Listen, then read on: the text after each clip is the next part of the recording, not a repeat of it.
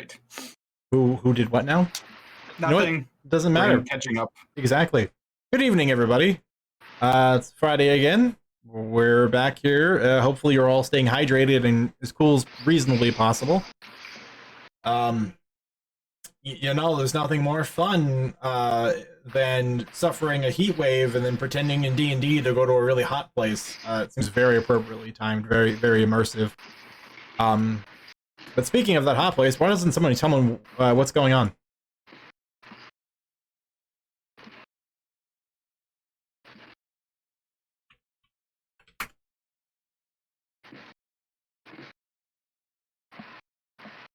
Has the heat fried everyone? Yes. Yes. Fair. We got our loot last week. Like, really, that's the brunt of it. Mostly correct. We had some moments. Specifics, like we got a really cool ring that Lithian has that can now like summon ourselves to the forge. The hammer of the Amaron. Oh my god. Brain. Well, it actually, I do want to clarify, the ring can actually take you anywhere that you're intimate with. So like if a place that you know very well, the ring can open a portal there.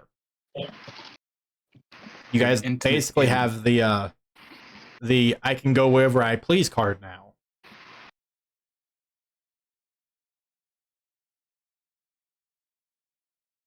It's like you're never left.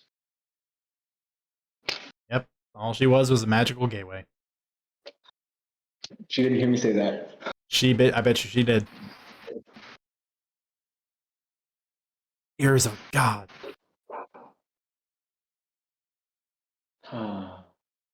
We all asked for different things. Yep. The Hammer of Amaron took orders from everybody, like at a restaurant, for got some magical doodads. Magical doodads.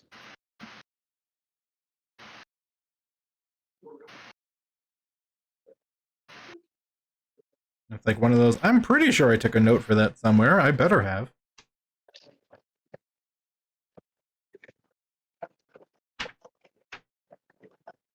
Somewhere.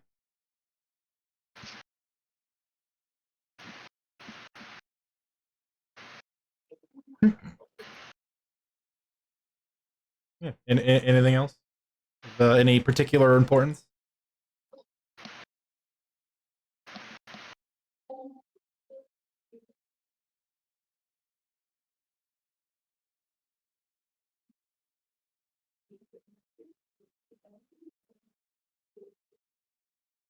No, we're good.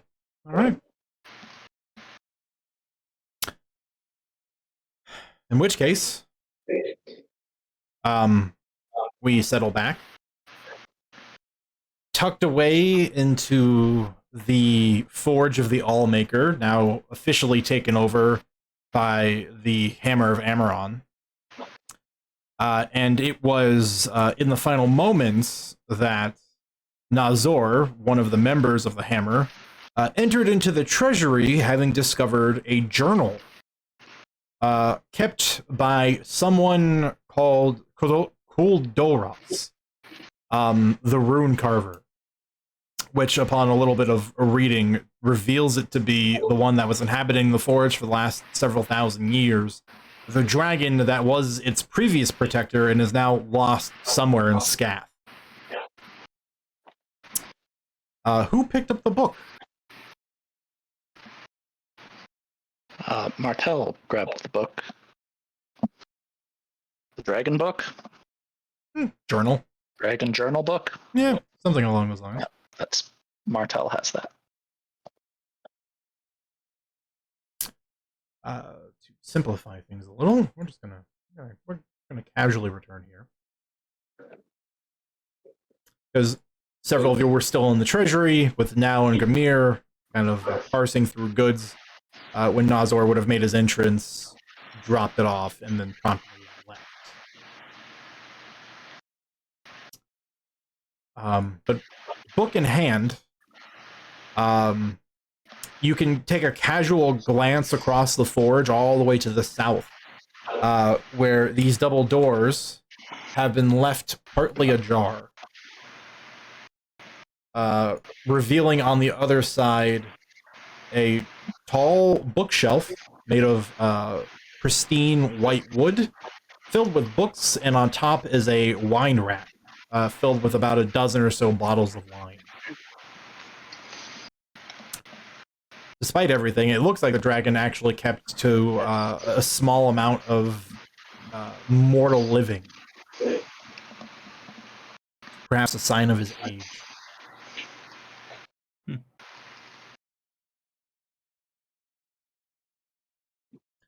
So, with that all being said, what would you all like to do?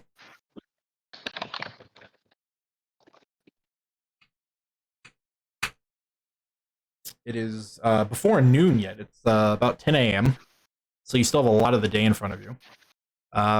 There is about, I don't know, 7 hours of light left for the day. The sun's just rising.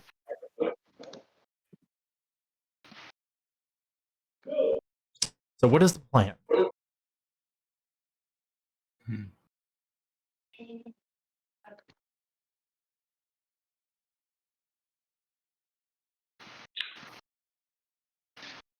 Well, we've already eaten.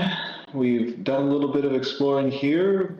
Friends, do we want to stay here for a little bit longer, or do we want to head out early so that we get all that good light and we are going into the very dangerous place that we are going?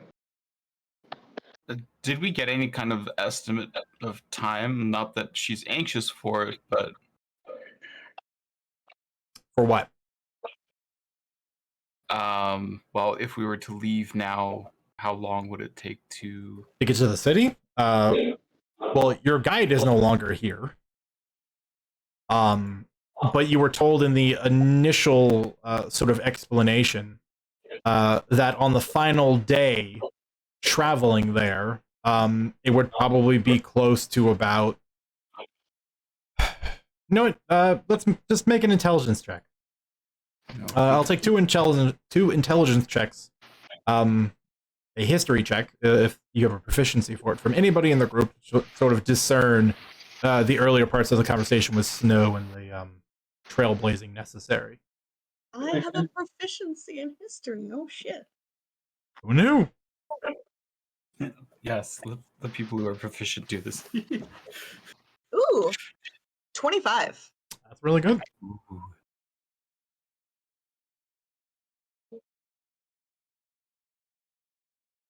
Well, if nobody else is taking it, Martel will take it. Yeah, I'm like, anyone else? I'm not Well, proficient in after you any. hear 25, there's not really a point to, but yes, go ahead. Okay. I mean, I fair. rolled lower than a 25. Your rolled history an roll 18. still has value, Ben. Approximately It's an 18 in 18. value.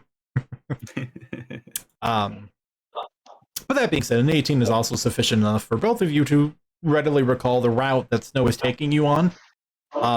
The last day, she told you would take you approximately 18 hours to reach the city, and you'd reach the city well by the time it was dark.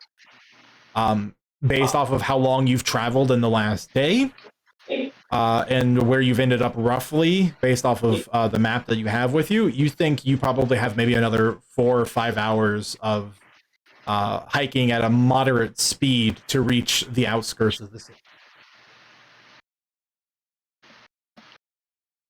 I mean, given the time of year, we don't have a ton of daylight, so yeah, Martel. I think we should head out as soon as possible.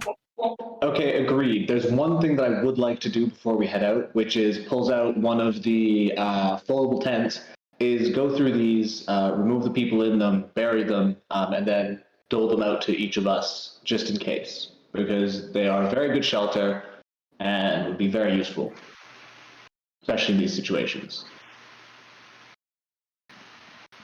Where? Okay, we're gonna step outside, friends. Waves to our lovely Goliaths, and start walking for the exit, so I can take them outside. Because I don't want to open a dimensional space inside of this area. Sure. So you can either find a spot large enough in the tunnel system connected to the forge, or you can go all the way outside. I can't go outside. But I would probably just go into the tunnel because I feel like that's safe enough. I mean, yeah, you guys haven't found anything wrong with the tunnel system. Yeah. If you want to do your own, if you want to do some of your own wandering, you can. No, I can't accept. Oh, there we go. Thank you.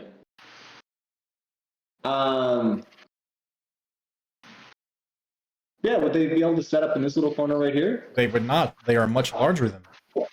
Oh, they're 10 by 10, aren't they? They are a 10-foot radius. Aha! Not here either. Here, we have a fun little utility for you to be able to figure this out now. We're gonna let's go open. here. We're gonna create a 10. So it needs to fit that. It needs to fill that space. That's tiny. Well, the space you're in is tiny. No. Are you saying the circle is how large it has to be? Yeah. The yellow part of the circle is how large the tent is, how much space the tent fills. I don't see a yellow circle. Sorry. Oh, sorry. Hang on. I need to set these permissions.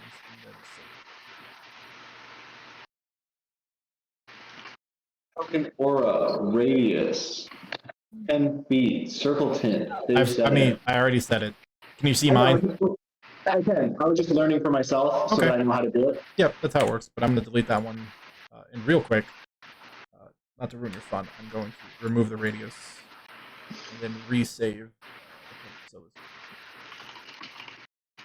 Okay. Now the permissions are set, so everyone will be able to see.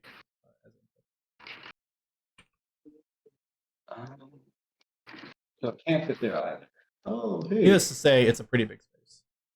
There we go. Yep, that'll work. Okay, and I will rotate through the 3 different ones, cleaning them out of the bodies. If anyone would like to help me, I'd appreciate it. Zero will help. Small man, possibly frozen large bodies that we will be taking back to the forest or into the hammers area because Lhasa said that he could technically heal them in the future with given enough magic. So probably would be nice to heal them, even if we're taking their tents. Yeah, they don't need this stuff. They're dead, right? They're not dead, but they don't need to know what happened to their tents. We left them behind, put them in the bag of holding. Right. Oh, they're undead. They're about to be. Right. Tajura will aid. So out of the tents you have, you specifically took the tents that had bodies in them, correct? Yeah, we got 3 that had bodies in them. Yeah. So you will remove 3 bodies. And then I want you, Hasvar, to roll a D100. The D100? I'm terrified. Whatever for. Who knows? The tent explodes. 11! Wait, no, even better. The tent's a mimic. No, I'm kidding. It was a mimic all along. No, I'm kidding.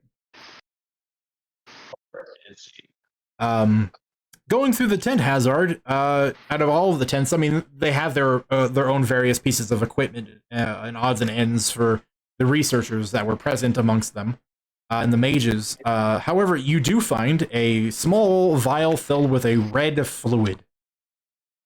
Looks a heck of a lot like a healing potion. Okay, yet another healing potion that I haven't had identified. What kind of red potion? Is there any specific tinges to it that I can mark down so that we know it's different from the other red potion that I currently have? It looks a lot like a healing potion.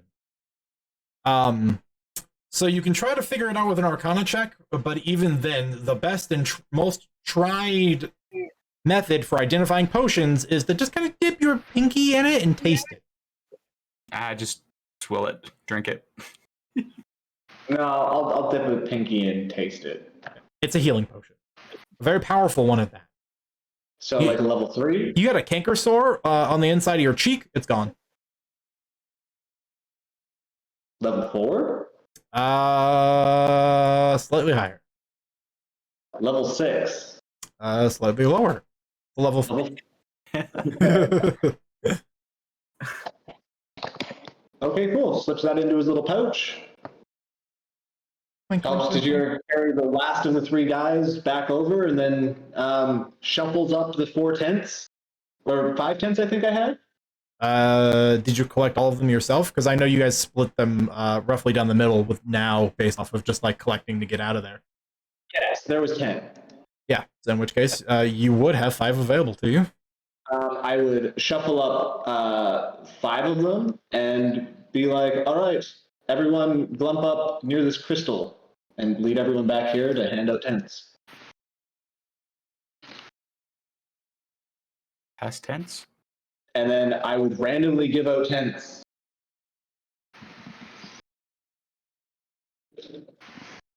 Well, I guess a simpler way to do this. Who out of the party wants a magical folding tent?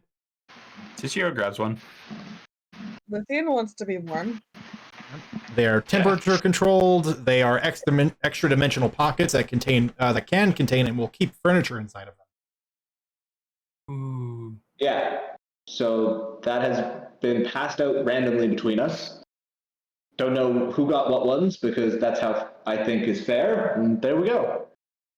The handmaiden is included in this if she would like one. She will politely pass. Okay, in which case, Hasvard will pocket the last one. Until later. How many were there?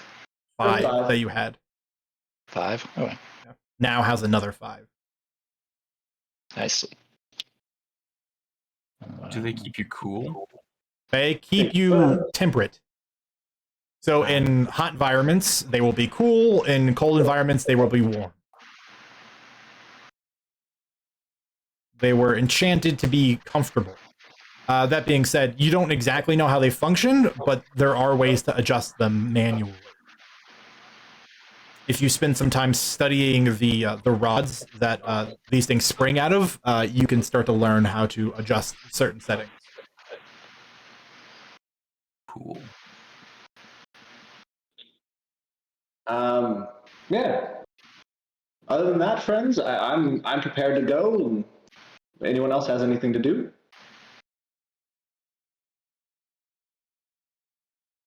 We should go quickly.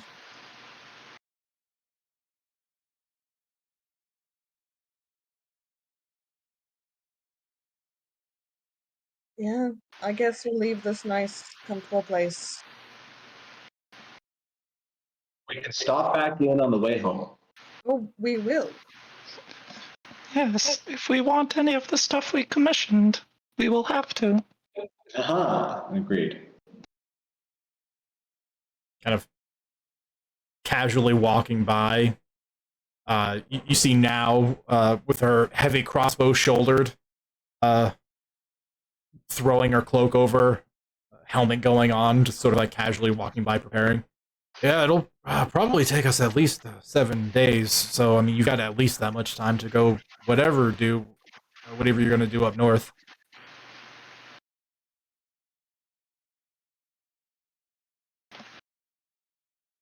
Well, we will come back when we can. We do not know how long this will take. It could take a day, it could take weeks, who knows? Well, you know where we are, and you have the ring, so you can always get here. Unless we're in an anti-magic field. That being said, I'm going out on patrol. Do you guys want me to see you off? Think that would be appreciated.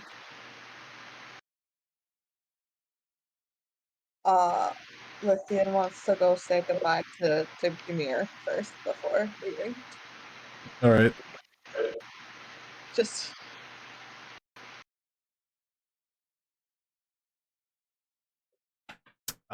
He can be located in what is now discovered to have been a small bedroom. By small bedroom, a large bedroom for someone of a Goliath proportion. He's currently going through the bottles of wine that were discovered on the top of the bookshelf. Oh, that looks fancy. Yes, it's a great year. Look at this. It's 1,200 years old. Oh, you have to save some of that for me to try, please. I certainly wasn't just gonna crack this open. Of course, a special occasion. When we return after retrieving our thing. Yeah, Right. this is a special occasion. Yes, and perhaps you can finally tell us what it is you're going after. Oh, unfortunately, that decision isn't up to me. Hmm. Well, maybe it's a slightly less special occasion. And he puts the bottle back on the top of the shelf. We'll see. We'll Yeah. We will. see. Just wanted to say goodbye for now, but I'll be back. Don't worry. I haven't forgotten about our deal. I would have been upset had you. And I'll be even more upset if you let something stupid out here kill you. It'd be very disappointing. It's fine. I'm pretty hardy, if you hadn't noticed. Oh, I've noticed. That's why I would be so disappointed. I expect more. In our short time, I have a very high reputation, a very high opinion of you. Good to hear it. I will definitely make sure not to die, and I'll do my best to make sure my companions don't either. Yeah, you can afford to lose them. You though, I don't expect you to die. The rest of them, well, he just kind of laughs. Well, I think we've lost enough of us already. I'm gonna try not to lose the rest of them. That would be ideal. A worthy occasion then to toast to. See? Worth the $1,200 bottle. Yeah. Well, I'll make sure to keep it here and waiting. But if you take too long, I make no promises. Yeah, I know what I said. I committed. Thank you. You ever feel like you have like a nagging goblin on your back sometimes? Always here. How do you get in here? Just backs up into the darkness. Yeah, but we were having a moment. That's very inconsiderate. Slap him in the back of the head for me later. I might kill him. Or, better yet, throw him over a chasm, but this time just short enough so he has to deal with it. I will definitely consider it. Don't worry. Excellent. Well, good luck. See you soon. Same to you. And he stops and he just puts out, a really big, thick hand and forearm for a good shake. I know Lithium's not a small person, but I imagine this still looks very awkward. It does. It does. Like I said, all the Goliaths, they outsized most of you, except now, who is a little bit more like lithe in her form. Gamir is the biggest of them all, so he's a very thick boy. I can't even think of a reasonable reference to make. Honestly, like, his forearms are like the radius of a basketball. Hmm. He's a very big boy. Very big boy.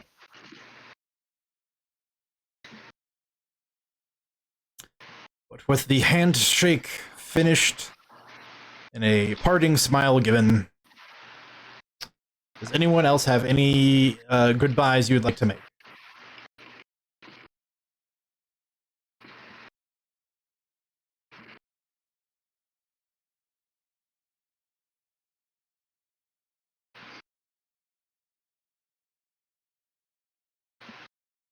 Onward and upward then.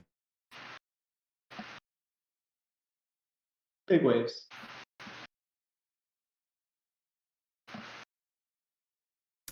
All right. You will be escorted out through the tunnel system up to the surface by now, fully donned in her armor, a snow white cloak being thrown around her shoulders. There is a well, no, actually, let's find out. There's a light snowfall, and it does not impair your vision much. It is pretty decent traveling weather. You know, the sun's up, so it's only like minus 30, so it's pretty nice. Now just kind of steps out just to the edge of the cave mouth, shields her eyes, and sort of looks off into the distance. So what direction are you guys heading in? North? North. Pretty sure it's north. All right. Well, I'll start my patrol out that way and see you guys off a distance. I love that nobody like piped up, even though I've like literally run towards a giant monster before, thinking it was the right. Anyway, let's just go. Well, none of us were brave enough to give a wrong answer, so.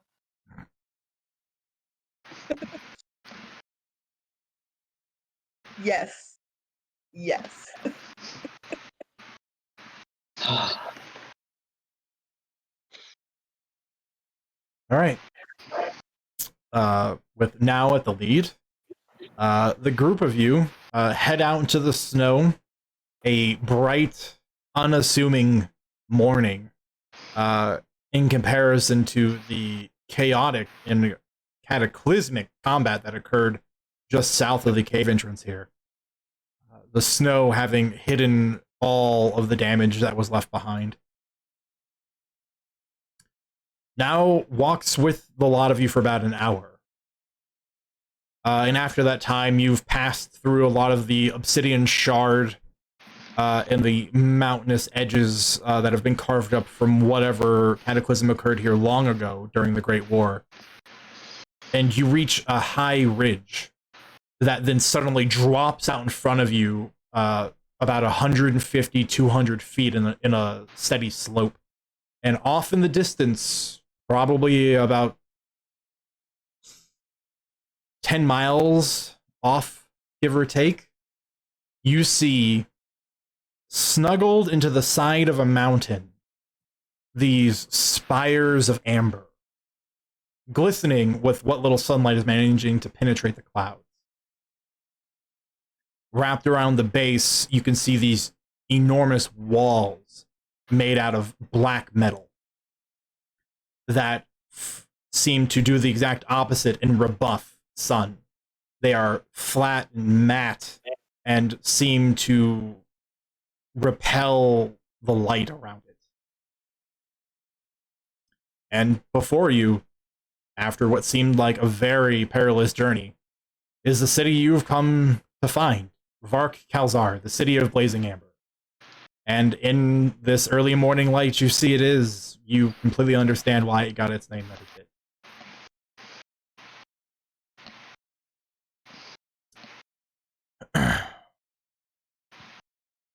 Well, I'm not going to make any assumptions, so I'm just going to wish you all good travel.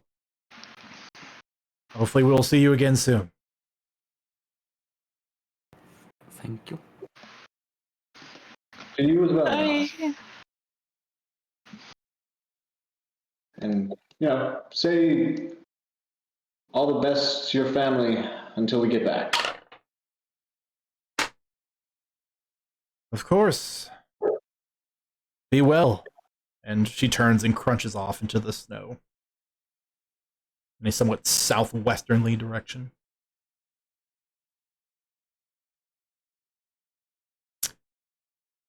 Well, before you lies the city, about 10 miles off or so. Enormous in scale, given how large it appears from this distance. And you're not sure whether or not if it was intended to have been built into the side of a mountain or if time it has been slowly being reclaimed.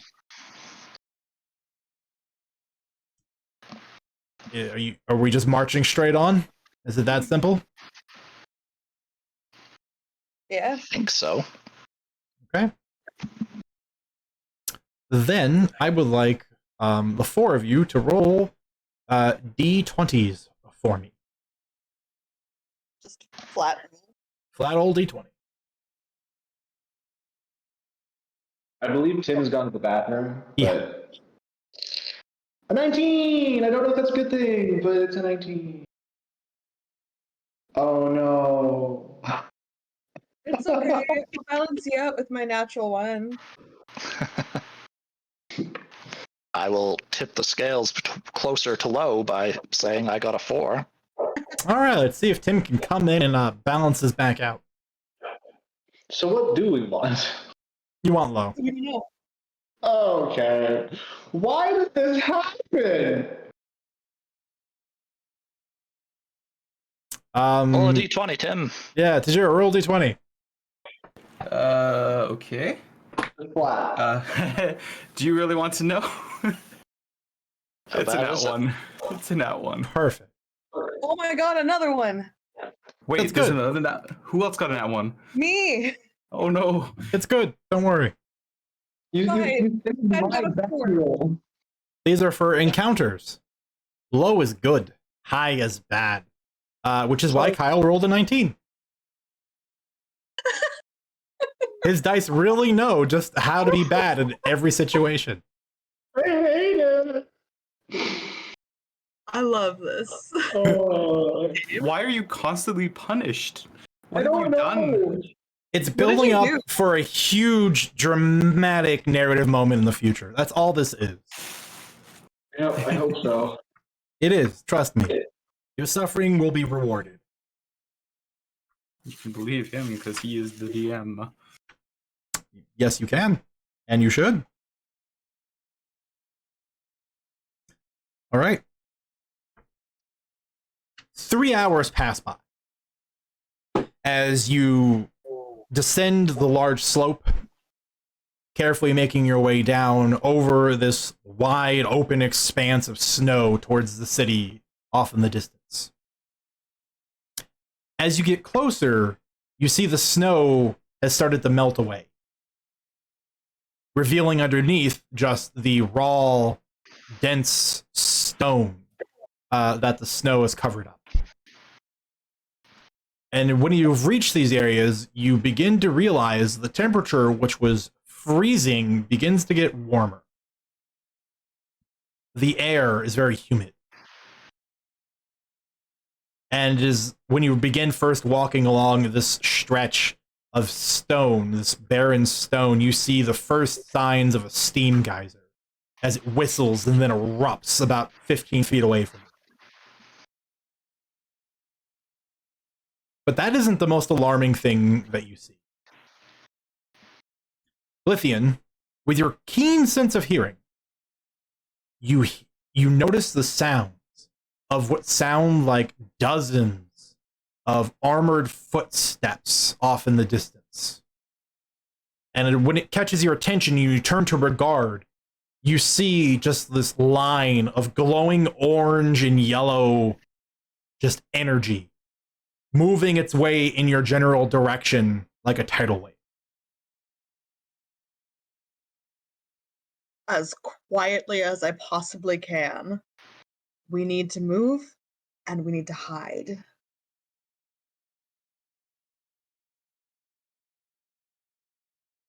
Okay.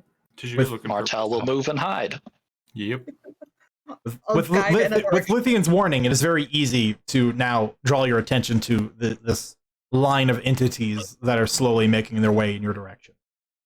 I move. Bonus action hide. Action to assist Lithian hiding. Where would you like to hide? Is there- Big, barren rock sheet. So there's no like sticky up rocks, huh? No, it's flat. It's rough hewn in places and maybe a little uncomfortable to walk on, but there's no jutting rocks. Hiding might be difficult. Will be. I mean, there's honestly nowhere to hide, then Martel does not hide. Just walk like perpendicular to where they are. So they're walking towards Yeah, us. she's I'll not gonna- turn to a harsh right. Yeah, not going to walk straight at them, but kind of like at an angle so that if they don't adjust their course, we'll be out of their way by the time they move straight. All right. You begin to move at a quickened pace, but not so fast that you eagerly draw attention to yourselves. The horde begins to close. They are moving at a frenzied pace. Now that they've gotten much closer, you can sort of see and observe as some of them are occasionally tumbling over one another, crawling over those that have fallen and continuing to move. Almost like they've lost a sense of self, and they are more or less individual pieces making up a living tidal wave. Once the distance is closed a little bit more and you're able to focus in on them, you can tell this is a large group of armored fire primordial constructs. These are one of the various rabid hordes that you are warned of that roam the plains out here in Iridium.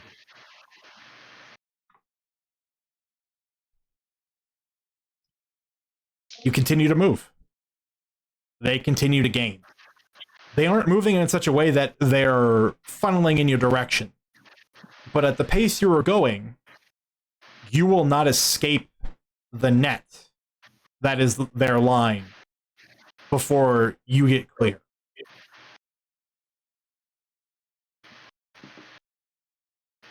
So if we start running towards the nearest edge, Can I make an intelligence check on something? Sure, Hasbro. Do I think these tents would be able to withstand like the wave of them going past? Good question. Yeah, I guess this would be an intelligence check to make. Make an Arcana check. At disadvantage. Oh, that's just rude. You're not. Okay. You're not an artificer. You don't make magic items. That's okay. I rolled better than I rolled on the first one, so I'll just take. Yeah. That is a 16. Okay. You know they're very resilient, and they're magically enchanted, which generally lends to it a level of indestructibility, unless a equal or more powerful magical force meets it. You don't know. It would be a gamble. There's a chance, but there's only so much pressure that can be put down that before you think something would snap, and you just don't know the limitations. If this were a tidal wave of kobolds, you'd be like, oh yeah, we'd be fine. But these things, you don't know anything about them. We can either try it or we can get smushed. Everyone's opinion? As we're still moving? Yeah, of course. I'm assuming you're always moving. so you said that at the pace we're moving, if we're moving faster, If you break out into a sprint, yes. there is a chance that if you break out into a sprint, you can avoid them. But it might draw their attention to you. I mean- well, it's either gonna happen either way, so might as well start fucking running. Exactly. Zero say- Martel will start say- running. Yeah, Yeah. run. Sprinties. All right, you all begin running.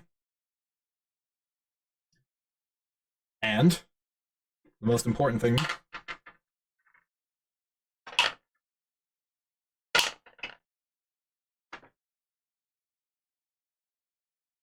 you begin running. Your speed picking up, being careful to not trip over any of the rough rock terrain you're now traversing. This wave, this huge just gathering of these constructs do not seem to regard you. It is only on the most distant outskirts, the edges of these creatures, the ones that are kind of trickling along off to the side, not part of the main horde, when they hit the intersection where they pass you and you avoid the main body, 3 or 4 of them break off and begin to follow you.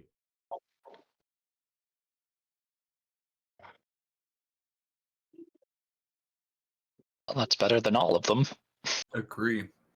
We're still gonna have to run to get to the edge, right? Oh, keep running. Well, Don't the end, stop running. so the end of the run, to put this very simply, the end of the run takes you to the city. That is where the end of this is. You're running across a large open expanse from which you've descended down into what looks like a large gully or valley. And then on the other side of the valley is where the city is embedded into a mountain. Okay. I mean, Martel is going to keep running until they overtake us, Yep. in the hopes that being far enough away from the rest of the group will prevent more from turning when the fighting actually breaks out. Agreed. Lithian, do you mind staying at the back of the group? Sorry, thank you. I already was. All right, so I have to ask a very important question then. Because with Lithian taking up the tail, but running faster than a couple of members of your party, at what point do you guys adjust your speed? Because if Lithian is, for instance, dashing to continue going ahead like everyone else is as well, all of you will leave behind one particular member of your party who does not dash nearly as fast as someone who can dash twice as Martel or as a barbarian, aka Tajira. How's the handmaiden doing in terms of keeping pace? She's flying. Oh, she's flying. She she cast fly on herself because she could not run fast enough on foot. If Martel sees Tajira lagging behind, she's going to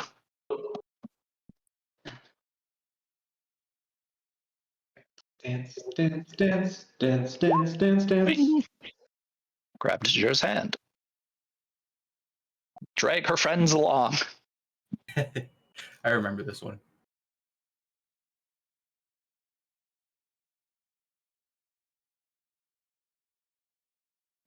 Fair enough. Yeah. So Tajira has roughly the same speed as Lithian now. Mm-hmm. Which will help greatly. In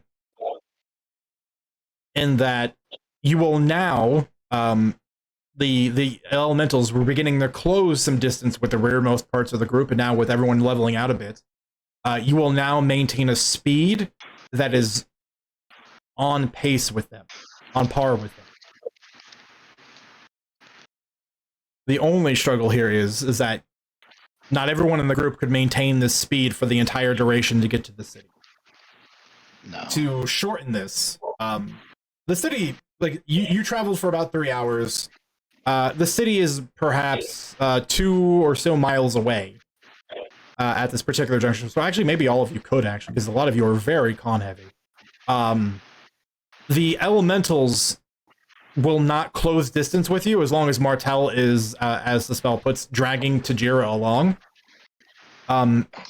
So the best way to lay this out is, do you run for the full duration to the remaining distance towards the city and potentially threaten to incur exhaustion due to the need to sprint the entire duration? Or do you cover a certain amount of distance where you feel safe that the rest of the horde will not acknowledge a fight that is about to break out, and then turn and engage? That one. Or option C, something else. I think we have to fight them either way, don't we? Yeah. And I would like to take them farther away from the gate because we don't know if there's something at the Yep. gate. Mm-hmm. Well, the people at the gate could also potentially help. No. Ancient abandoned city, not likely there are guards stationed on the gates.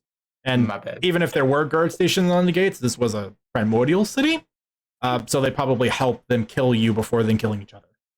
Yeah. Point. Yeah.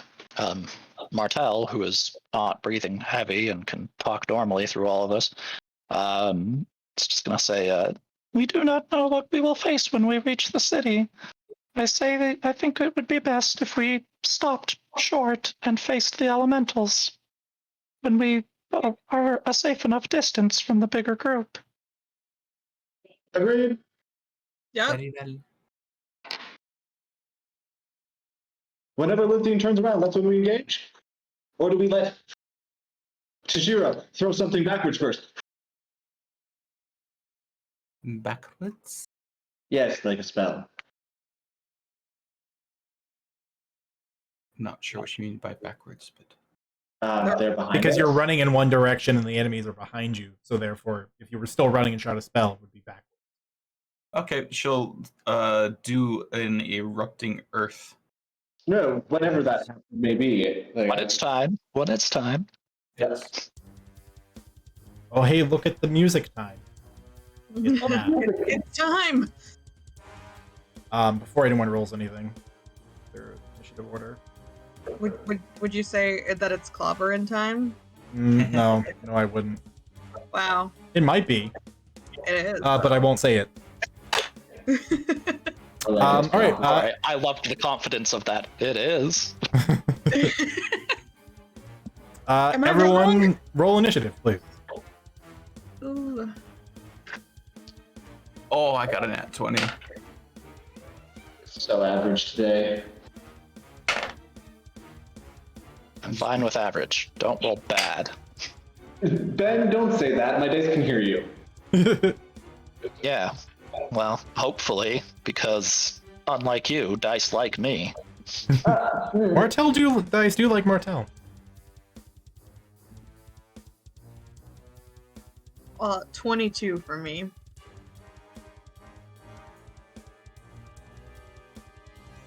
Oh wait, right. I gotta put it in the thing. So yeah, let me do the other thing where I drag all of you out and you guys figure out the order in which you are running in.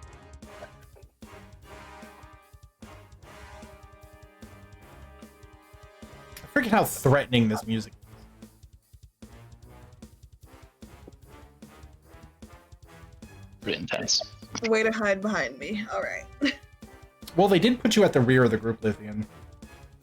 That's fine. We shouldn't be surprised that they're gonna hide. Oh, no, I was just putting myself near you so that, that juicy sneak.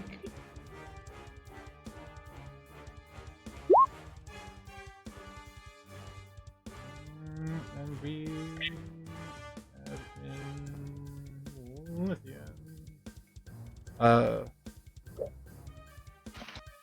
And what did you roll? 22. Good number. Everyone in here? Marcel, Asgard, everyone but...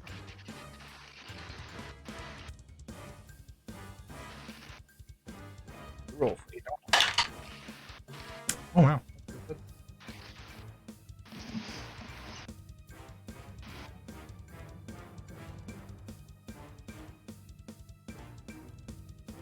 So, please reposition yourself as necessary to accommodate your marching orders.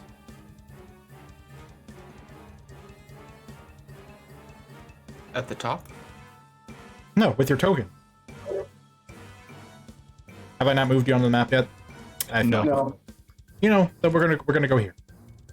Oh, there we go. Sorry. Oops. No, that one's on me. Of course, Hasvard is riding on Lithian. Of course, that check. She would be right next to Martel, actually. There we go.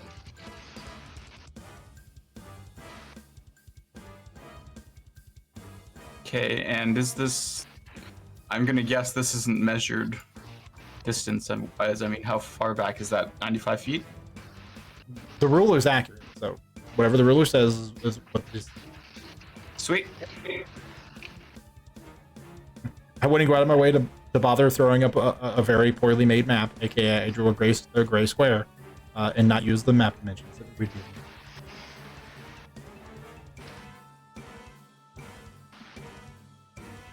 Okay. There we go. Alrighty then. Let's reset that. All right. The Handmaiden is up first. The Handmaiden, well, honestly, she doesn't see a need to keep flying, so she's going to end flying. And she is going to do a thing that barbarians love to see, which is cast haste upon Lithian. Yay. Does that mean technically she could get 3 actions? Technically, technically. Except the haste action isn't an action that can be spent on a full round of attacks. It can just be spent on one extra attack. But yes, it gives Lithian an ability to do a lot of things if Martel dances. And how? And then she will also inspire you, Lithian, giving you a D10 Bardic Inspiration die. So can I assume when this started, we're still running? We haven't turned or stopped running? Presumably, you guys are going to stop and fight at some point. Because if that was happening, she wanted to tell people to keep running, that she can stop or slow them down. Yeah, we can do a running map thing. Why not? That'll be fun. Sorry. Well, you're more than welcome to announce it at any point. You don't have to wait your turn. As soon as they get in range, which is well, I'm in initiative, so we'll wait for the handmaiden to make the first move, and then she'll just say, keep running. I can slow them. Keep running. This elemental's going to dash, move 80 feet, and end up right there. And then it's Jira's. Okay. Oh, that was unexpected. But anyways, she's going to use a sorcery point to warp spell 1 point and cast Erupting Earth.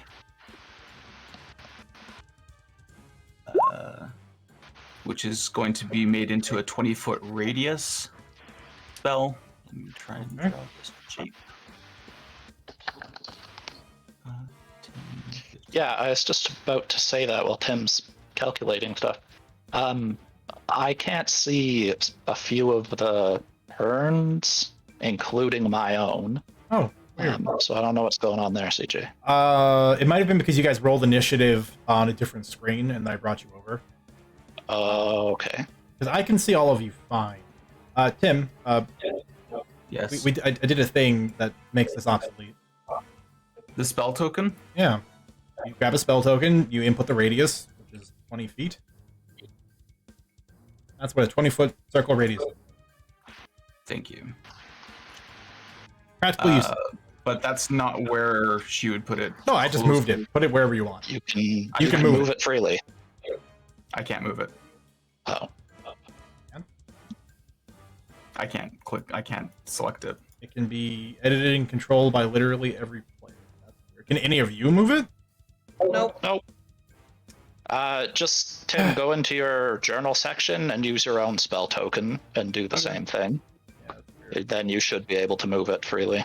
So let me find the radius. There it is. 20. And someone else, you move it while Tim's figuring it out. Try to move it now. No. No, can't select. Really? Can't even Cannot select it. select it. Oh, odd. Am I on the wrong layer? Oh, regardless. Figure out your own spell tokens then. Sorry. It should be something we should get used to anyways. Well, I mean, you should, but I'm just upset it doesn't work as simply as it should. Yeah, Okay, so I don't know what to tell you.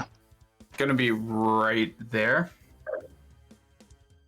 And I'll roll damage for it. They have to make a dex save. Okay.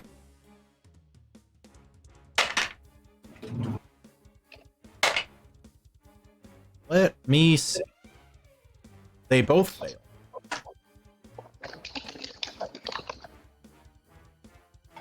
I can't find my d12 at the moment, so we'll just do it this way.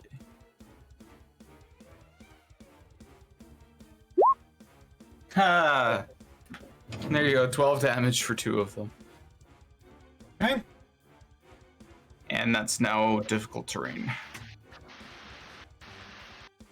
which case we're going to leave that in place then.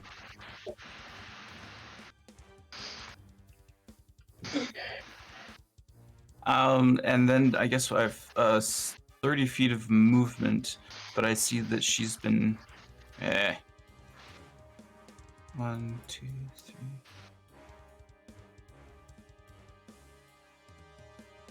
She'll stay there. She won't move her full movement. That's 25. Are you sure? I can give you I can give you more space. Nah, she wants to keep a little closer to the party. I think. What's her movement speed right now with Martel? Actually, Would be. Yeah, it would be 40. I guess technically you're still doing it. so It's weird because Martel thought we were stopping and fighting, so I actually think she probably let go of you. Okay, well, This is 30. if Martel's not going to go forward, because I tried to not retcon this, but she was saying to keep running, and behind her she would cast this spell. So Yeah, no, I heard you say that. Suppose Martel could have responded right away, which is, we have to fight them eventually. Here is as good as anywhere. okay, in that case, she'll turn around and fight then. That's her turn then. Okay. Next up is Lithian. I'm just gonna call you guys out. Instead of trying to futz with the turn order. Well, I'm gonna turn around and smack the guy next to me with. Well, first I'm going to rage, please. You may. First.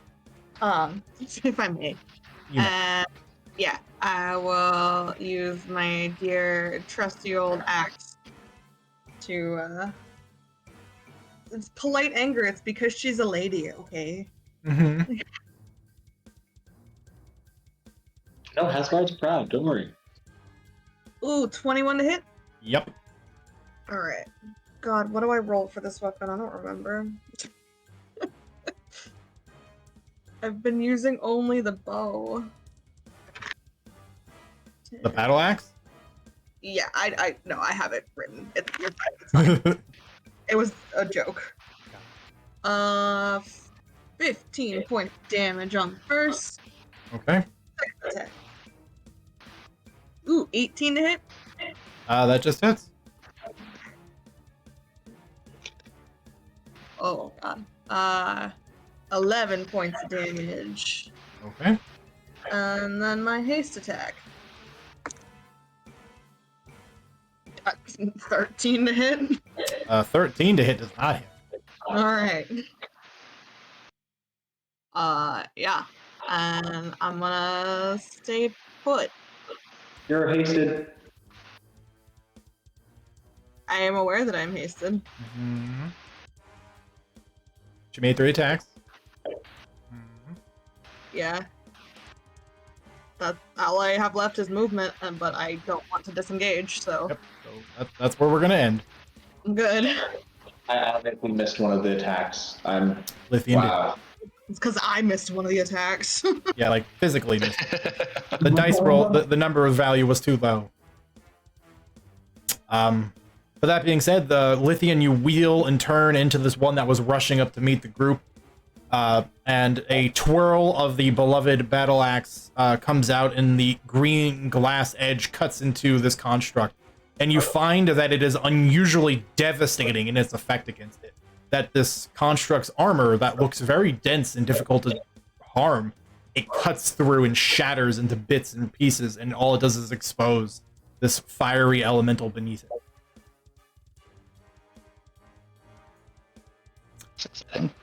This elemental does not like being here, so it is going to dash and get here. Asvard. I'm gonna have two of his scimitars and go to town. So we're gonna use the blue one, and that is a 20-something to hit. Yeah, that something hits. Yep. Okay. And then the second one. Well, I should roll damage first because that's the sneak attack. So. Okay, so 6, 11, 12, 18, 22, 25, plus 5, 30, plus 1 cold damage. The 1 is a cold damage, so 30 plus 1 cold damage. So 30 normal 31. plus 1 cold damage. Okay. For the first hit with the blue sword. Yep. And he's going again with the white sword for a 20, straight 20. Yeah, that'll hit. Well, beans, bro. And I take this, and roll them. And that's 9 points of damage, and he does not take any more healing points. Alrighty then. And then Asgard kind of uses his bonus action to hide behind Lithian's legs. Sure.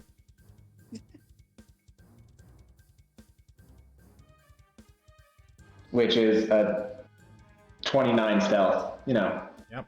Yeah. Yep, just casually behind Lithian's legs. Yep.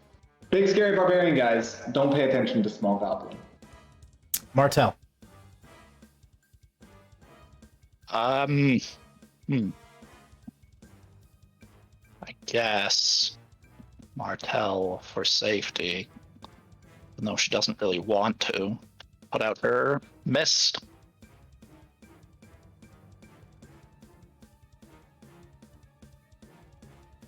Let's make it that. Bing. Which is gigantic now. And she's gonna move up to Lithian, and she's gonna start dancing.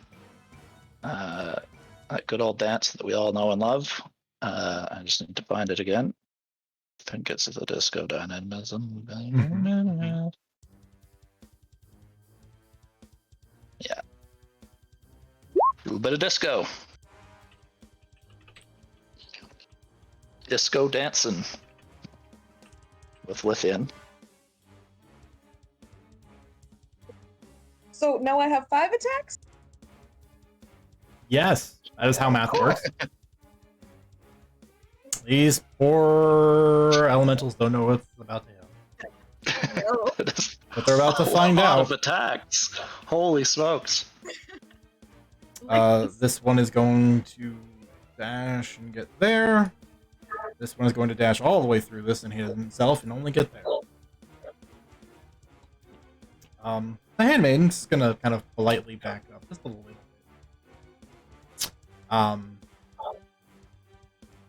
And is just going to viciously mock this boy here with a little humming gold tune.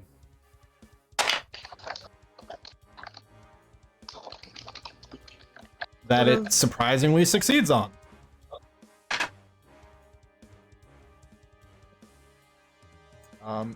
Alright, Elemental's turn. Big scary thing smacking it, it's going to smack it back. Ben, why? No. Okay.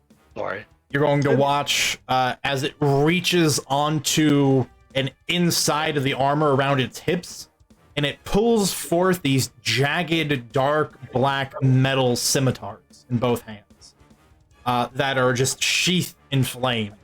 And it's going to take 3 attacks against you, Lithian. Cool. The first one is very sad sounding. It's a 16 only. No. The second one's a little better, a 19. No. All right. Third one's a charm. That's a 14. Absolutely not. Just with the hasted speed, the blows are coming in so slowly, you easily just step aside each one as it comes by in this blaze of fire and dark metal. Tajira. Okay. 10, 15, 20. So she is going to try to, first of all, warp spell, sorcery point for that, and use Thunder Wave at level 6. Hold on, I'll just post that. I need to make only one clarification, which is Thunder Wave emits from yourself, just so we're clear. I can use warp spell to change it to a cone in front of me, though. Okay, right? so it's going to be a 15-foot cone. It's going to be warp spell lets me use it at 30, I believe. Sorry, I'll post warp spell. Yep, that'll help. A spell that affects an area, you just slender shape. This is cube. The length becomes the number of feet of your choice up to 40 feet, and the spell's range becomes self. Yeah. That'll become a 40-foot cone? Yeah. Okay. It will hit this guy. Okay, so she has one more. I think she can go here. Will that do it? That'll hit both of them, yes. Yeah, one here. Yeah. All right. Yep. And so she'll use Thunderwave from there at level 6. So that gives me D8 for each level. So yeah, another 8d8. Right. damage increases by 1d8 for each slot level. It's a second level, it's 68. 68. Sorry. And they have to make a con save. 78. Sorry. And a con save. Okay. They're pretty average at these. That one isn't. He fails. He also fails. These guys don't like living. So they're pushed back 10 feet. Okay. You conjured this magic, Nice. and this rippling invisible force just kind of breaks out in just chunks across the area, shattering and pushing down with this invisible force the rock as it creates almost these small series of steps in the stone before it strikes the elementals and pushes them back 10 feet, dealing 27 points of thunder damage. I'm gonna get a calculator. And you have a mutation for that, right? I do. What's the flavor of the day? More tentacles. It's 5. That is, she sprouts pulsing crystals from her skin. Alarming. Damage I take from spells is reduced by half. Nice. Sounds like the worst acne ever. Yep. Yeah, can't imagine that poking out from the cloak that she's wearing in our face. Well, yeah, I mean, yeah, there's just a lot of like awkward now, like slightly tinted areas of the robe that are just kind of sticking up now without reason. I like to imagine Tajira has a moment where everyone else is like, "What's happening to Tajira?" And she just looks over, and you've just got like this crystal growing out of the side of your face. I'm imagine Lithia leaning down to I mean, Hazard. that's You think she's fair. got pimples on her back? If they're like blood red, Martel's going to be seriously worried. I don't know, Tajira, what color are they? It says crystals, so I'm assuming they're clear. Pulsing crystals, it says. The flavor is up to you. Yeah. Okay. So they'll be reflecting her fur, which is black. Okay. So they kind of change between like white, gray, and just dark. Not a spectrum of light. You know. Yeah. Okay. Tajira. Lithian, who is just a blur. Just an absolute blur. Boy. All right, let's go. First attack. 18, which hits. 18 hits. Okay, I'm just gonna roll these all. 1 hits. Second, 25. Hit. Third, 26. Hit. Fourth, 28. Yep. Natural 20. There we go. Oh boy. Yep. Okay, so I'll roll the 4 regular ones first. Yeah, just roll one attack at a time. He's Yeah, not going to okay. survive all 4. He Fair might not enough. even survive 1. Well, the first one is 12 points of damage. Okay, he's still alive. Not doing great. The armor is breaking in places, and you're just seeing these gouts of fire erupt out through the holes. Second, oh, that's bad. 9 points of damage. It is enough as the axe comes down and cleaves through the entirety of its body.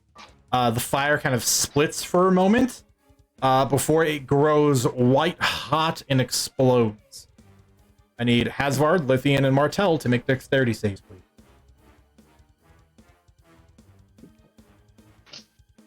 Remember, you have a +1 to those. You have a +2 to them. Well, do we have a I have +1? From The long rest. in the long rest. Oh, right. Yeah. Thank you. Yes, I totally forgot about that. 22. Oh. A million. 20. No. Jeez. 30. Wow, that was almost a million. All of you succeed if you ever doubted it. No. Because you succeeded, you will take half damage, which is 13 points of fire.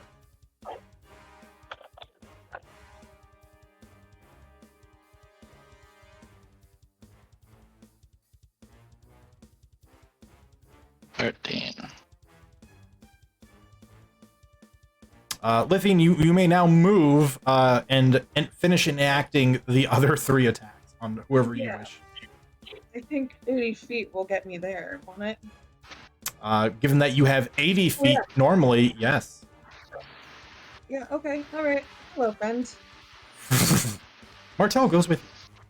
Actually, well, Martel Yes. doesn't actually have to go with you. Because you can dance with anyone in your aura. Yeah, that's true. Enough. Martel would go with her, though. Okay.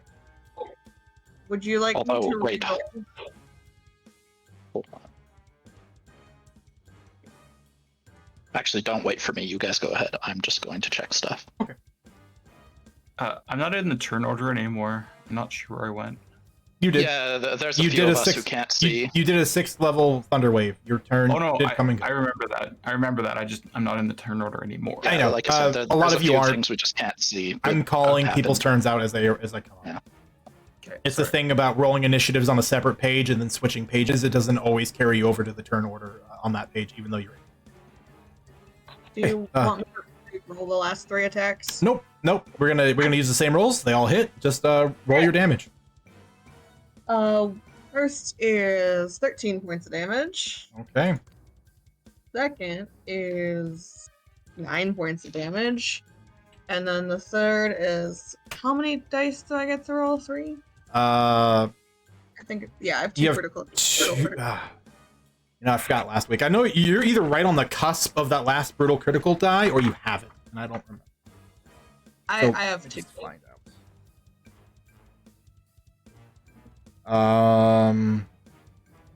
The last one comes at 17, which is 3, so you get 2 currently. So you will deal 10, and then roll 3 additional d10. 10 plus 10, 20 plus 8, 28 Nice. plus 3, 41? No, 31. 31. Oops. 8. And then fucking modifiers. 39, yeah. Okay.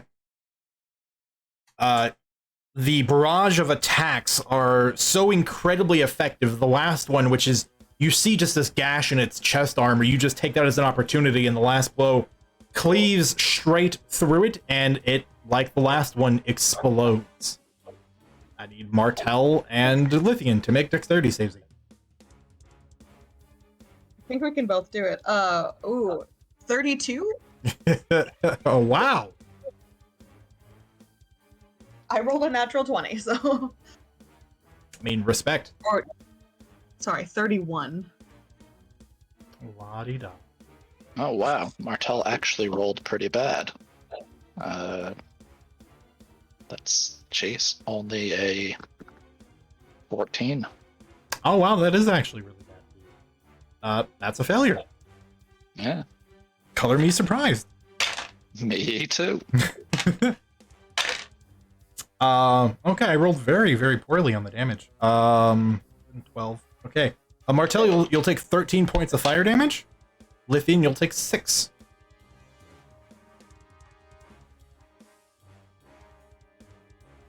As yet another construct explodes and crumbles into dust at your feet. He did. Lithian, you want to do anything else? I mean, you still technically have another 40 feet of movement if you want to run circles around someone, maybe? I'm gonna move and get in this one's face, just so it doesn't go after Tajira. Maybe. Reasonable choice. Okay. Grateful. All right. That means Hasvard, it is your turn. Yay! That's not the right tool. 5, 15, 20, 25. And then I would like to see how far that is. 35. Perfect. That's the distance of my hand crossbow. Hand crossbow action. Oh, that's trashy. Yeah. Oh yeah. Like I say that, but it's a 17, so It doesn't hit. didn't it? Yeah. Look, I mean, it does hit. The crossbow bolt just hits it and bounces off of the exterior plating, seemingly harmless. The hand crossbow looks back up. This is happening too often. Pay what you get for. Yep. Uses Get what you pay for. bonus, Wow. bonus action to go 5, 10. Buddy cop. Buddy cop. Tajira, can you just turn around and look in the other direction away from the threats, please? Thank you.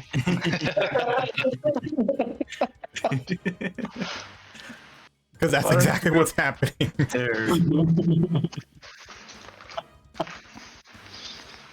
Stop it, you. Okay. Martel. Well, I mean, watching Lithian rip these things to shreds has been inspiring. Martel's going to do the same thing again to dance with Lithian, and then she's going to remember that she can still attack because Ben forgot. Well, there you go. And she'll throw. No, Martel has no movement right now. So, being there, she will kind of throw a chakram over Lithian's shoulder, under her arm, however she can get it through. That's a 26 to hit. Oh, yeah. 4, here we go. Big numbers. Big numbers. 9 damage. I mean, it's not bad. It's the best I can do. That'll end Martel's turn. All right.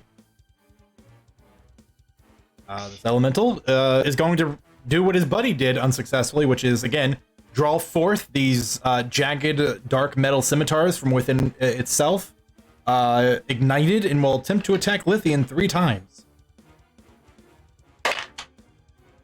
First attack will miss. The second one is a 20. Nope. Not with me. The third one's a 21. Nope. 22. Nice. So just like his poor buddy, it just comes out just, and Lithian, you're just significantly too fast. Everything seems like it's moving in slow motion. And well, that's all he's gonna do. This thing, since you know it's finally free of this, it's just gonna come over here and join in the fun. He's gonna try the same thing, probably unsuccessfully. Cool. First one's a natural 1, so that's a no. Oh wait, hang on. That's a natural 18, so I think that 25 will do it. Barely, yeah. And the last one's a crit. Lame. So they finally brought it in, at least. So let's see, 6, 3, 9 plus 6, 15 reduced to half because you're raging, which means you will take 7 points of slashing damage.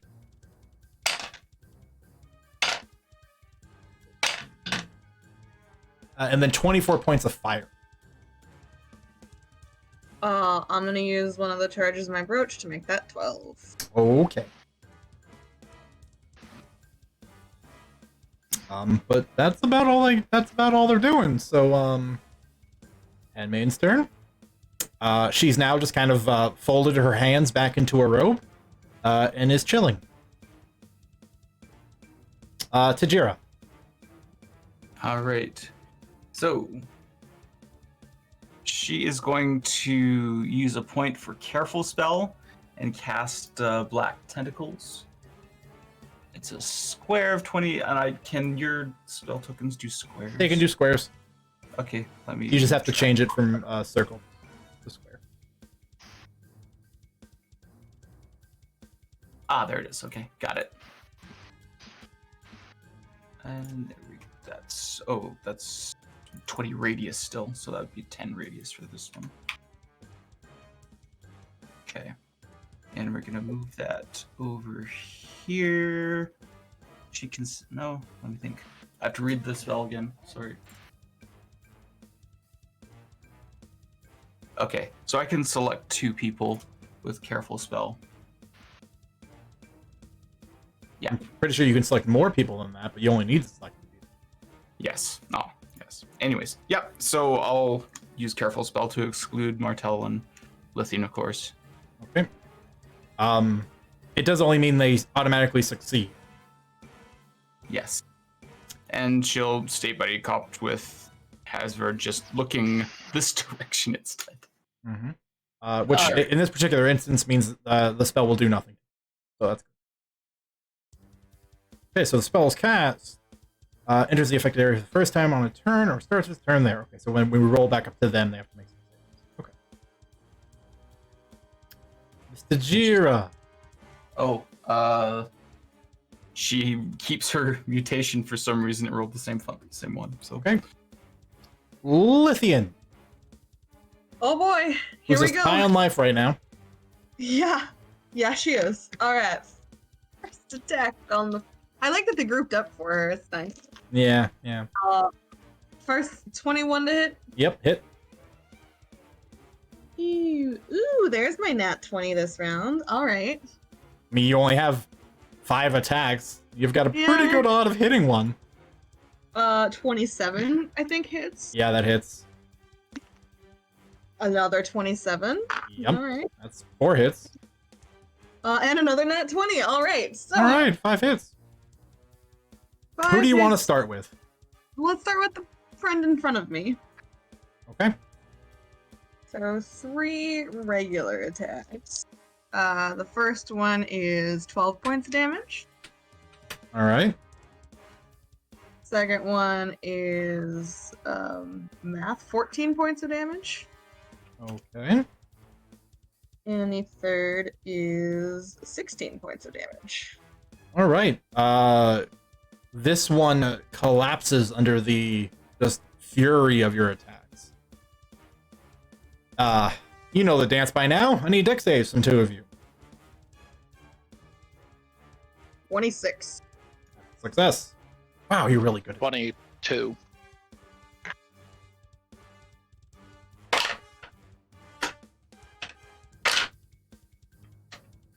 Yeah, Lithian is really good at dex saves. Seriously. Have advantage on them normally, so 22 points of fire damage reduced to 11 for both of them. Right, yes. and then my other friend gets both of the crits. Cool. Yes, he does. The dead boy, probably. We're gonna see. 22 plus 8. 30 points for the first one. Oof. All right. 24, 28 plus 8. 36 points for the second. And you all stand and watch. Actually, no, you don't. You don't, because it's now surrounded by hideous, dark, magical tentacles. So it's difficult to see. But there are these flashes, these visible cuts of physical force through the air, and then just 2 successive explosions that occur as he also dies from full health. That's your old drop the spell. Lithian and Martel, please make dexterity save. 28. Unbelievable. My dice really like Yeah, me I'm today. like just genuinely impressed at the average you're putting out. No That's kidding. crazy. Hey, I rolled a nat 1 on my 1d4. first roll tonight, so. making up for it. Martel? 24. Okay, you both will succeed. You take 8 points of fire damage.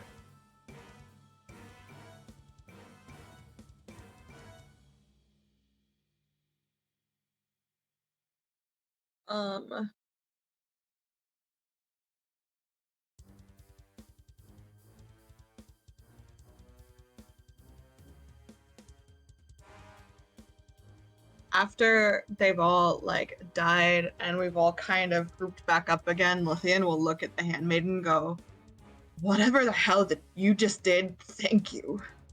That was amazing." And right there is where the spell finishes and you get the after effect. A momentary 6 seconds of the worst hangover you've ever experienced.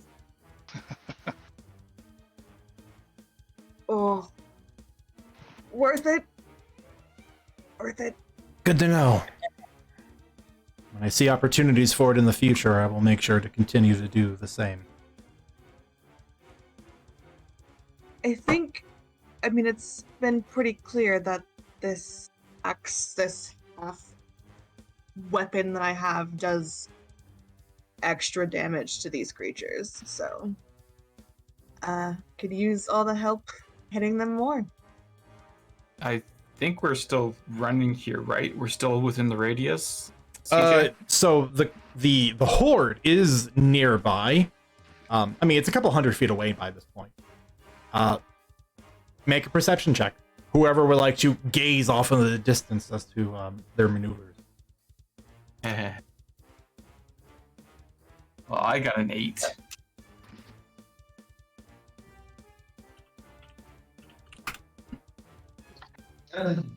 Investigation. I got this. That dice did not like me. Oh, well, there's my bad roll for the perception. It's 7. Did you roll it at advantage? Do I have advantage on Yeah. perception? You're a lichen. But this isn't for smell or sound, is it? I thought I gave you advantage on all perception checks. Maybe I didn't. Maybe If I you was did, over-assuming. you're rolling incorrectly. Oh, let me double- I'm imagining this is just a normal perception for Martel, which is a 12. It is. Yes. Roll very, very originally. It does say that.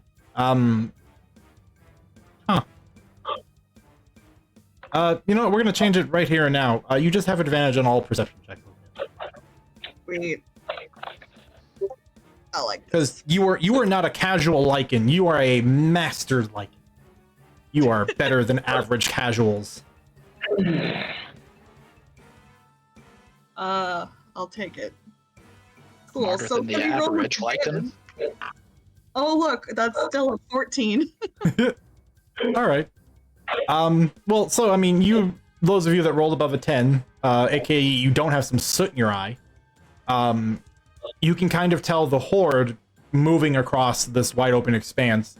There are some outliers, but none of which have turned to regard you any further. You are not sure as to why or the rhyme or reason to which they operate, but you have been fortunate enough that they have disregarded you.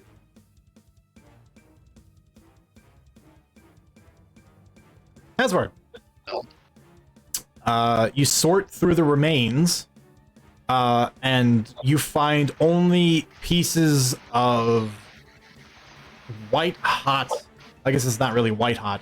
It's cooling at this point, but chunks of broken and blasted metal that composed the armor of the constructs, and nothing else. When they explode, they seem to destroy almost everything that they contain. Interesting. Well, maybe I'll pick up the metal on the way back because it's too hot to grab for now, and we should probably keep it.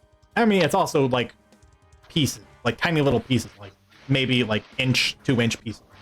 Oh, I was thinking like possibly hunks that could be made into a dagger. No, There aren't okay. hunks. All right. You could gather enough to smith yourself a dagger from the remains, but there isn't just one convenient large piece. You gotta get a little dustpan and broom and sweep up some. All right. Well, I'll wait for when we have to deal with the horde again. Okay. Which is hopefully never. You say that, but I don't know. Martel, satisfied that those things aren't turning around, is going to continue casually walking towards the city. Mm-hmm. Jijira will recoup and follow her. Hand in hand, you all begin heading now, not that far off, the large, towering city that is Vark Kalzar. Its amber spires glistening ever brighter as the sun grows stronger with the day. We're going to take our first break there, and then we're going to come back as you guys arrive. Prepare yourselves. We'll take a 10-minute break, so come back pretty much on the hour. Easy peasy. If I'm a little late, start without me. Kyle says as he's running to put on his swim trunks to go for a dip in the pool. You're checking to see if you have internet left. Oh, never mind. He's gone.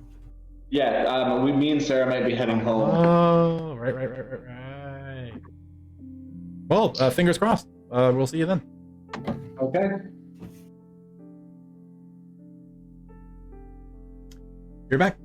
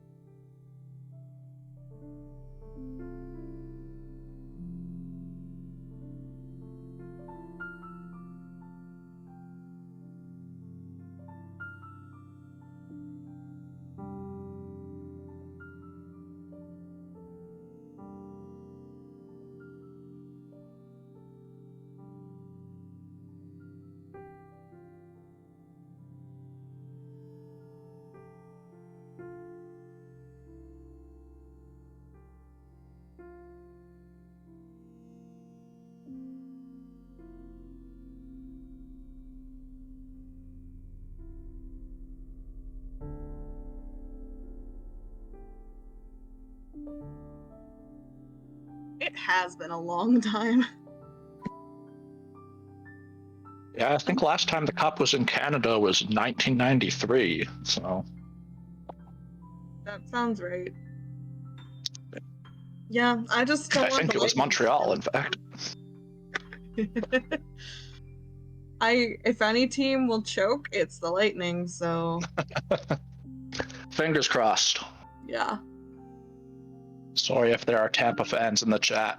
You picked a bad team.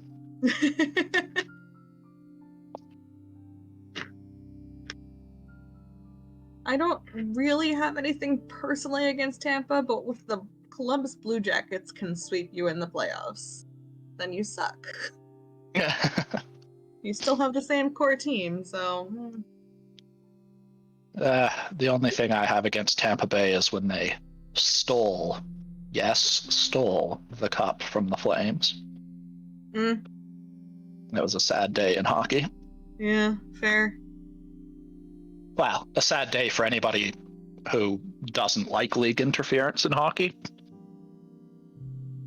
If you like that sort of thing, hey, it was a great day for hockey. Ugh. Yeah.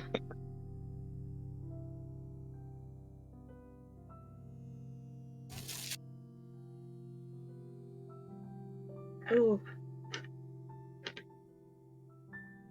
I thought I was late coming back. I'm glad that I was not. No, I think you were right on time. Yeah. Probably have to wait for Kyle a little bit more. I couldn't remember the time that was given, and I was like, oh shit, it's 9. Fuck. I gotta go back. Oh, It's man. 9. How about that?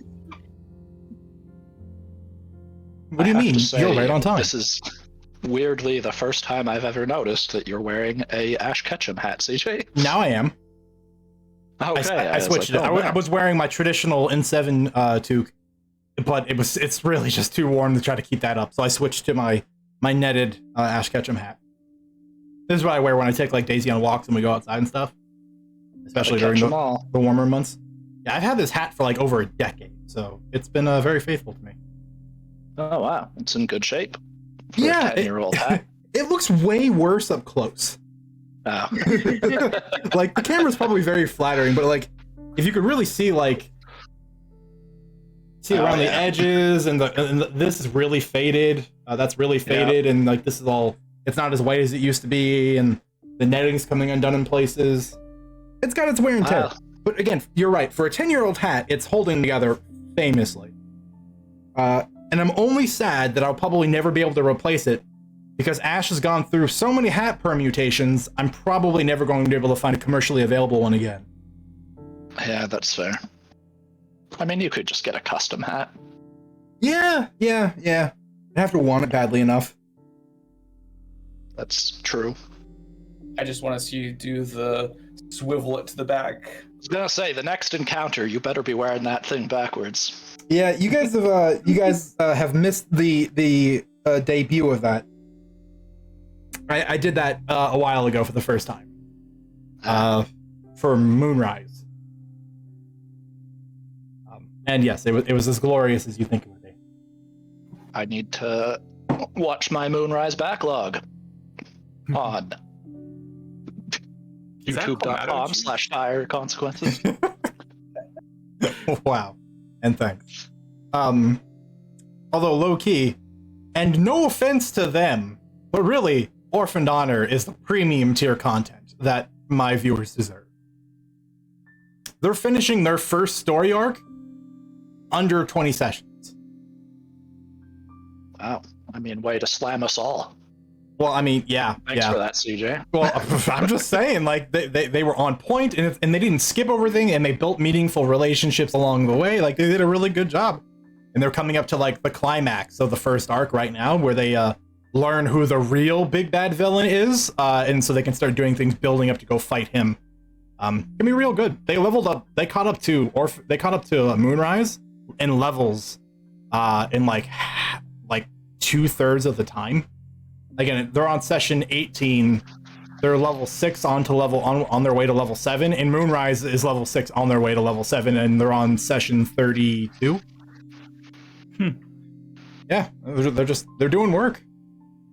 And like I said, and it would be like if it felt like they were skipping out on things or talking to people or like having meaningful roleplay, but no, they're just hitting all the points. Feels real good, man.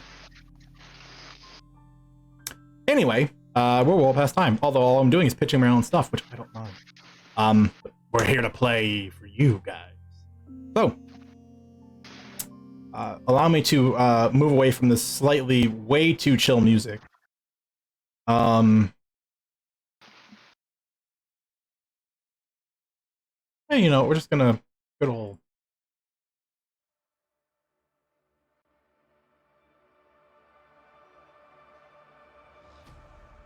There you go. Let that settle in a little.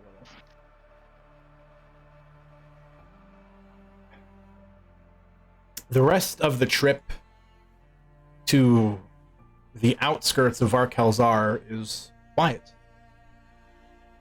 The snowfall is still light and melts quickly as it touches onto the barren rock plains around you.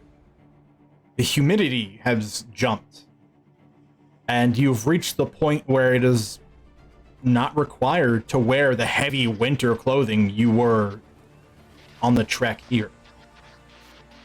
Back. Perfect timing. Welcome back. Are you home? Thank you. You safe? Yes, I'm home. Good. I'm safe. I love your hat. Thank you. It was way too hot for the other thing. So this is what I'm wearing. Yeah, if we did our normal 15 minutes, I almost made it perfectly. Nice. I was just doing the read-in for you guys. Oh, sorry. Perfectly okay. Just to reiterate very quickly, it's much warmer than it was. Approaching the exterior perimeter to the city, it has gotten significantly warmer, the humidity jumping quite a bit. It is somewhere it's about the temperature we're all secretly hoping for right now, about 25 degrees Celsius, or about high 60s, low 70s. Making a lot of this winter wear that you've used to get here obsolete or unnecessary. Before you, the open rock, the barren plains that lead up to the city begin to take on edges of decimated ruins. Structures and buildings that once existed completely obliterated, and only fragments of their existence remain. Unusual, rough-hewn blocks and jutting beams of metal, leaving behind only skeletal remains. All of this leads up to a rocky, uneven slope that eventually, after about 100 or so feet, climbs up to the first signs of city. Now that you've gotten as close as you have, part of the illusion to the glowing edges of this amber city are in fact due to the rivers of flowing lava that are slowly trickling their way out of various rock pores in the face of this mountain where the city is embedded. But much to its credit, the city of Blazing Amber has large sections on the front-facing segments that are built out of the mountain that are coated in this gleaming glass-like orange amber. There are facets of it that you can tell have been worked. You can see there are holes and balconies where people or individuals, constructs, creatures, automatons at one point would have been able to exit. Much of the grandeur of the city, or at least how you imagine it once was, is gone. And you see now only the remnants of this ancient primordial creation.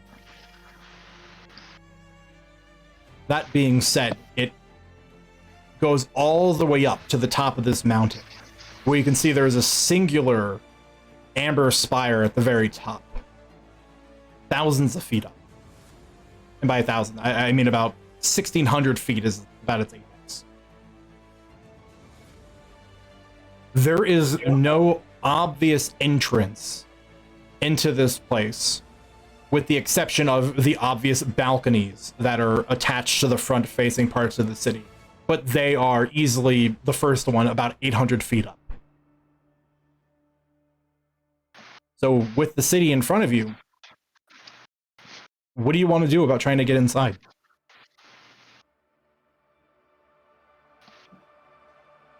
So the balconies are about 100 feet up? 800 feet up. 800 feet up. Yes, 800. And I don't think the sewers are an option since they're full of lava. And if the place has sewers.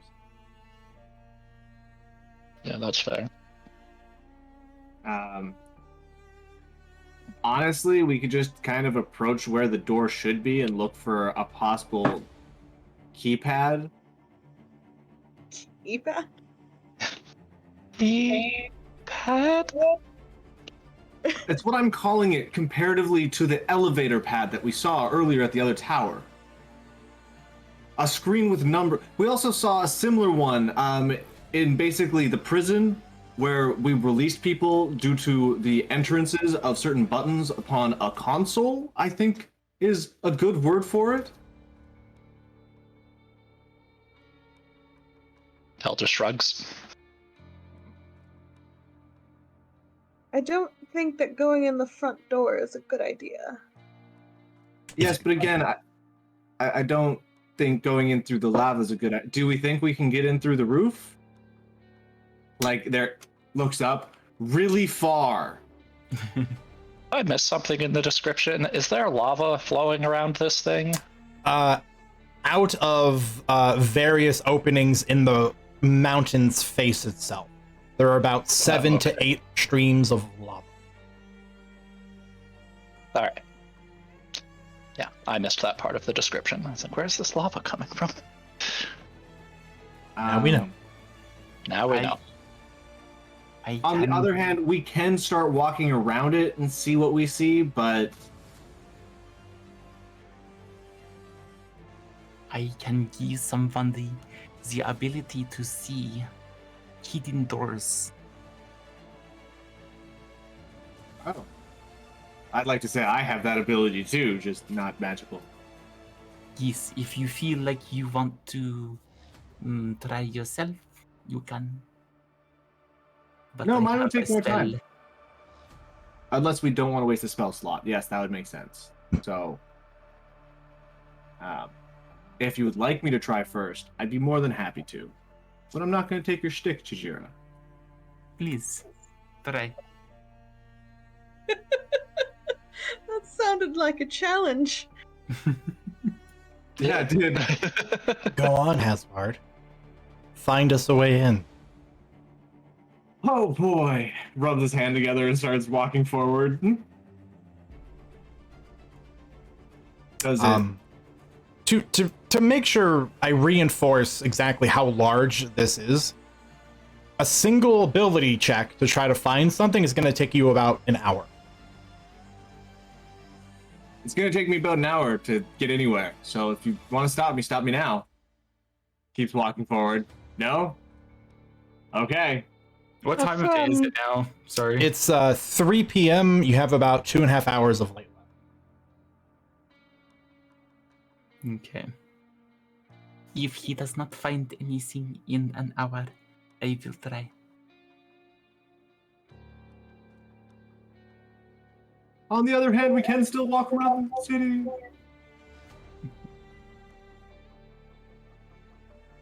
Martel is happy to let Hasbard look for an entrance. I'm gonna look for an entrance. Anyone want to help me? Is anyone going to help him? I mean, Nope, I have advantage on perception checks now. that would be better. Would this be perception or investigation? It is an investigation because there is no obvious entrance into the city. So you have to find one. I'm not good at that. Never mind. Alright, well, I'm gonna find it. I can help then. She can do the assist rather than because she's not great at investigation. Okay. No? You know what? Hey guys, forget that about any of you assisting or anything. I'm just gonna spend 2 points. That's and get a 20. that is not that So- ability. That's not that ability? Which one is that? That's 4 points. I think Martel did this last week. Is it 4? Is it 3? I'm sorry. Not sorry. 2. It's not 2 points huh? is to automatically succeed on a save. Yeah. I think to get a roll on a 20, I believe it's 4 points. You are the one that did it, so you would know. It is 4 points legendary ability. Yeah, you're right. Sorry. In that case, I'm just gonna take that assistance if anybody can offer it. And I realize this might be kind of new, but I've always intended to do this. You can help him on the check if you are likewise proficient in it. I'm gonna take it. Is anyone else proficient in investigation? I'd say no.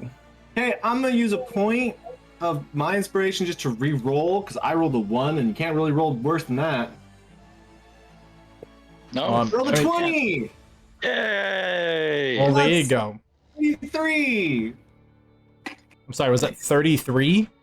33! Okay, that's really good. All right. Oh, plus 1! 34!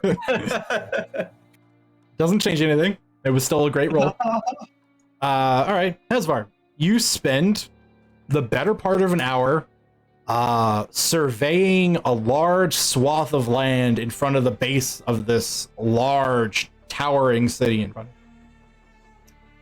You can tell at some point, based off of the destruction and the remains of a lot of these buildings that used to exist and are now only skeletons of their former selves that lead up to the city, that there was a central entry point that looks like the mountain has reclaimed at some time. You managed to, using the knowledge of the surrounding remains, based off of the architecture of the city, manage to find an area, and after you kind of climb up the beginning part of the slope a little bit, you find a spot where, with one of your scimitars, kind of dig through this black sand. You scrape up against the top of what looks like a gate crest. It's about 50 feet or so up the slope. You think you found an entrance. It's just incredibly buried. Hey guys, over here. It's gonna be real difficult to get inside, but it looks like this is an entrance.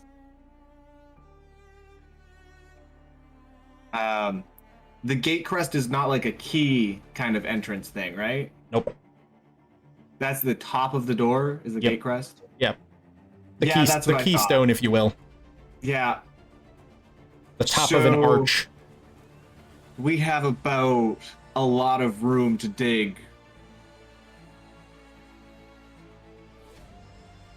And this does still seem to me like the best option other than walking around the city.